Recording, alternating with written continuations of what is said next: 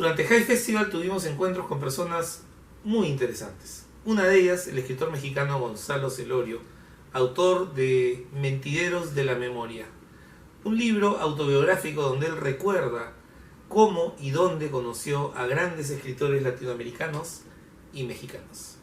Acompáñenos para rememorar con él estos recuerdos. Gonzalo Celorio, muchísimas gracias por estar aquí en Cinema de los Ángeles.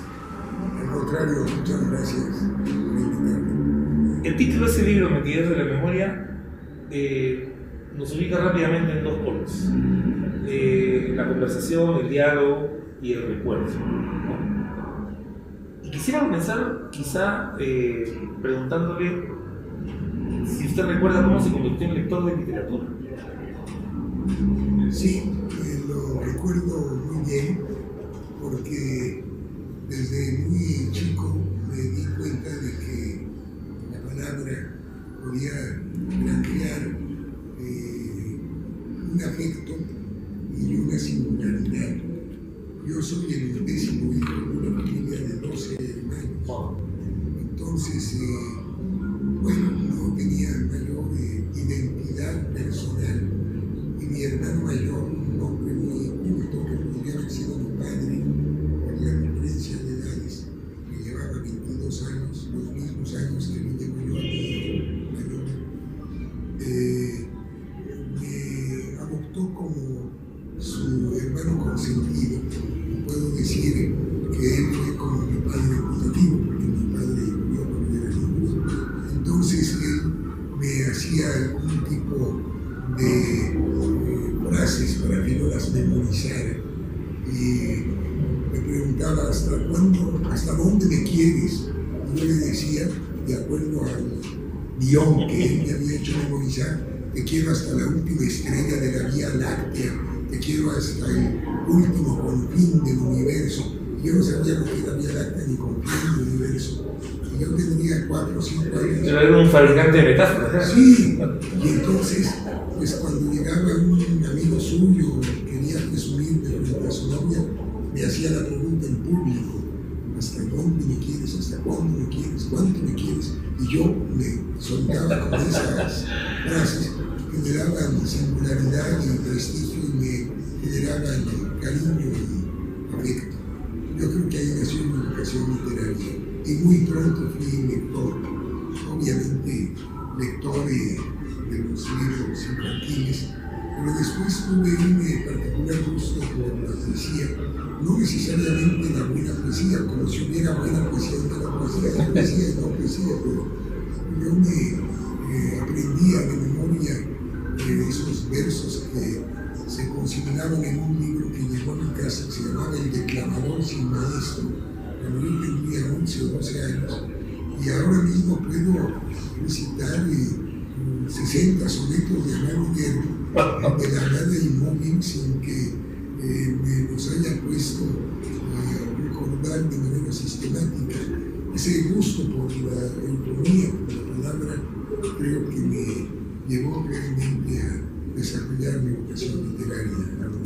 Muy bien, interesante. En relación con Mentideros de la Memoria, creo que también se privilegia una forma de contar las cosas que tiene que ver con la anécdota. Sí. Prácticamente en todos los textos hay una anécdota que es el hecho central, ¿no? Sí, yo creo que este libro es híbrido porque es un libro autobiográfico, pero en donde el protagonista no es el autor, sino son los otros. Eso sí me parece que es bastante singular. Es una especie de autobiografía de lectura en donde hablo de los escritores que me entusiasmaron, a quienes tuve la ocasión muy privilegiada de conocer o de tratar o de ser amigos o ser discípulos de alguno de ellos, como fue el caso de José Arreola. Y bueno, pues es un libro híbrido, porque es testimonio, es memoria, pero hay también, sin lugar a dudas, un impulso narrativo que hace que varios de estos textos que lo configuran pues realmente rocen el sentido del cuento, ¿no? Por ejemplo, el texto sobre Sabines. Sí. Yo podría no conocer quién es Sabines, quién es Jaime Sabines, y lo podría leer y la verdad es que es muy conmovedor. Es muy conmovedor, es un cuento, sí. Exacto. Y no es un cuento por su ficcionalidad, sino por su tratamiento narrativo, como ocurre con el cuento o el texto que se llama La cama de Cortázar, que tiene actualmente un discurso narrativo predominante, pero al mismo tiempo es un libro, según yo, y no lo sé, por lo que piensan los lectores, pero es un libro que es de testimonio, pero es de crítica literaria, también tiene algo ensayístico, algo narrativo, y la verdad es que yo creo que los géneros literarios ahora solamente sirven para que los profesores de literatura como yo devengamos nuestros salarios quincenales explicando la diferencia entre la épica, la lírica y la dramática, esos resabos aristotélicos que claro. Es la comodidad del orden, ¿no? Sí, porque finalmente ahora los géneros se han prestado a una gran promiscuidad y este es un libro cada vez más poroso, ¿no? El texto sobre Rulfo, por ejemplo, que además utiliza el plural, me pareció muy interesante porque también hay un paseo crítico, ¿no? Sí. Y usted cita ahí varios lectores de Rulfo con anotaciones muy precisas, ¿no? Pero digamos, ese es un encuentro que ocurrió hace muchísimos años. ¿Usted tenía una imagen antes y después del encuentro con Rulfo? Sí, sí, porque Rulfo tenía la imagen que es la imagen que predomina de su persona y de su temperamento, de un hombre muy reservado, muy tímido, con una gran introspección, de muy pocas palabras, que no hacía concesiones, que no concedía entrevistas.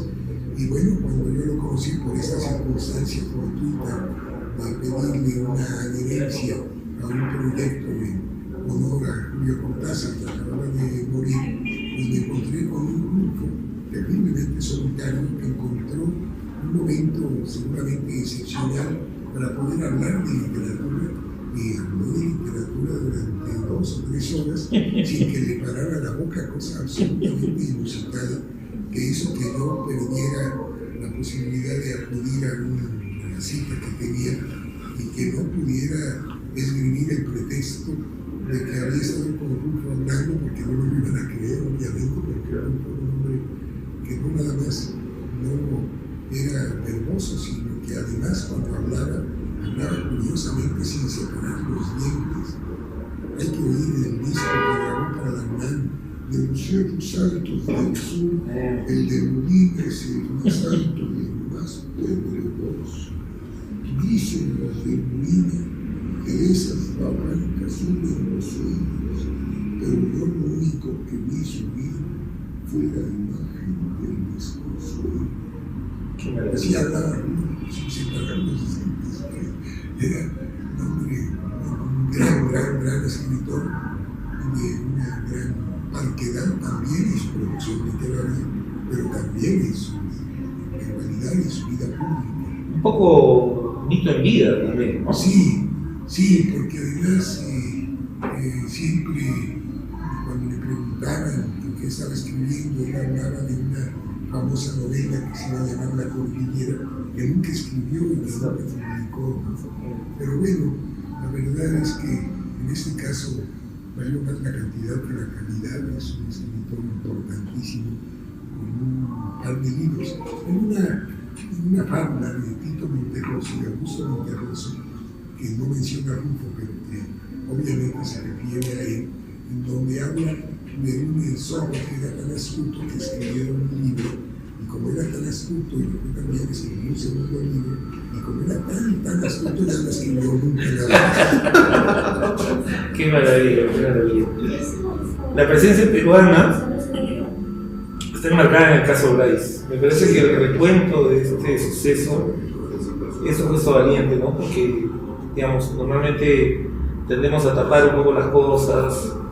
Me sorprendió el texto. Me sorprendió el texto porque hay como una mirada, digamos, no concesiva a la figura de alguien como Bryce, que es, digamos, quizá el escritor peruano más querido por las personas, por la gente, por los lectores. Por mí también. Claro.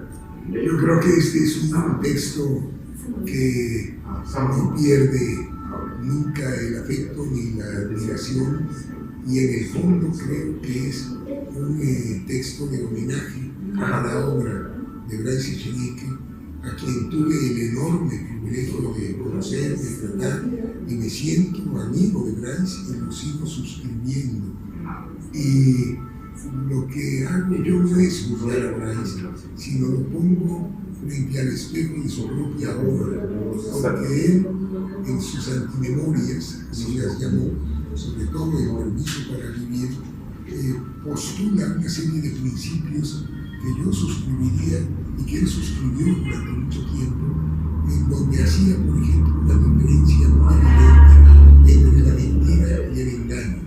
Seguía aquellos postulados de Oscar Wilde, en donde hablaba de la mentira como un requisito de la ficcionalidad literaria, y eso, claro que lo hizo Bryce con una gran eficacia, tanto por escrito como oralmente, porque era un gran conversador, un gran escritor oral, como es, pero después sucede que ya al final de sus años productivos, realmente pasó de la mentira al engaño, y eso, bueno, decepcionó, dolió, no tanto que hubiera cometido estos plagios, sino por la inutilidad de haberlos cometido. Sean actos gratuitos, ¿no? Que un escritor de ese tamaño, de esa envergadura, de esa estatura, haya sucumbido seguramente por problemas de enfermedad que no conozco, a desperdiciar su talento y sobre todo a poner en tela de juicio la autoría de sus obras, cuando es un escritor realmente extraordinario, y esa riqueza escritural yo la sigo reconociendo, y evidentemente que sus plagios no tienen que ver con su creación literaria, pero tampoco, de acuerdo con eso. Tampoco se puede decir que los textos periodísticos no son parte de su obra literaria. Por eso saltaron los periodistas cuando alguien hizo una diferencia entre la creación literaria y el periodismo. No, el premio que se le dio de la Feria Internacional del Libro de Guadalajara era un premio por su trayectoria. O sea, el conjunto de la obra, digamos. Y cuando el jurado dijo, bueno, pero esos plagios fueron periodísticos, obviamente que saltaron los periodistas y dijeron, no, el periodismo tiene su valía y creo que tiene toda la razón.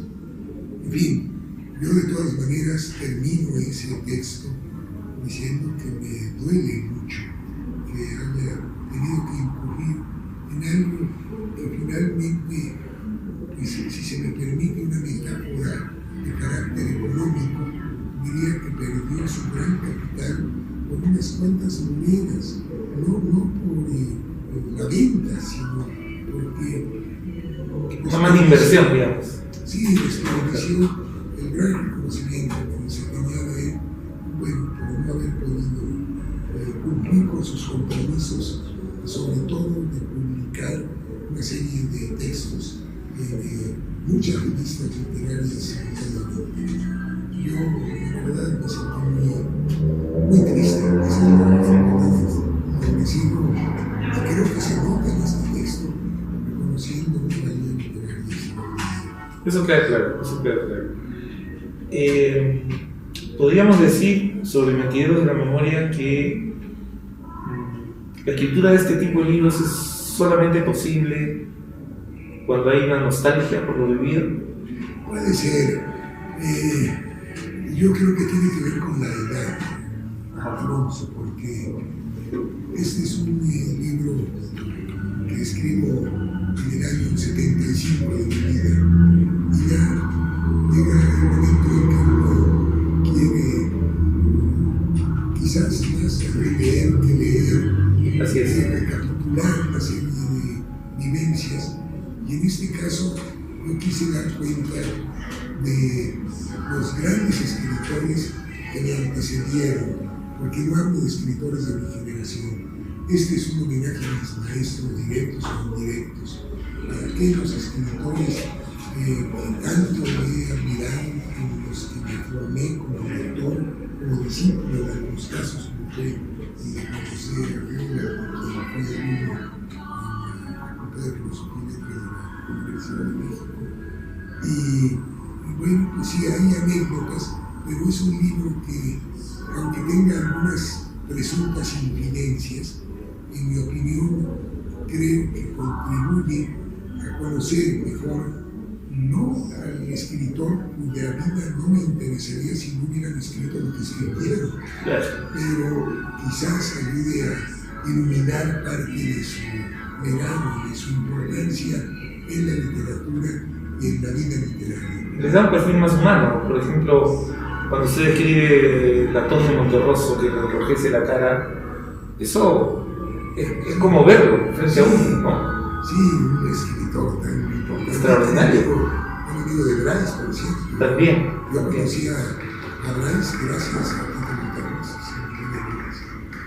Para cerrar, y darnos ya un merecido descanso, creo, porque sí, un día agitado. ¿Algún proyecto en camino? Sí, estoy trabajando muy intensamente en un libro que va a tener por título lo que en este sirve de epígrafe, debido a un poema de Borges se llama Cambridge, y que habla de la memoria. Y tiene Borges una definición de la memoria que me parece prodigiosa: ese montón de espejos rotos. Así se va a llamar el libro que estoy ahora terminando de escribir, en el cual por primera vez el protagonista seré yo.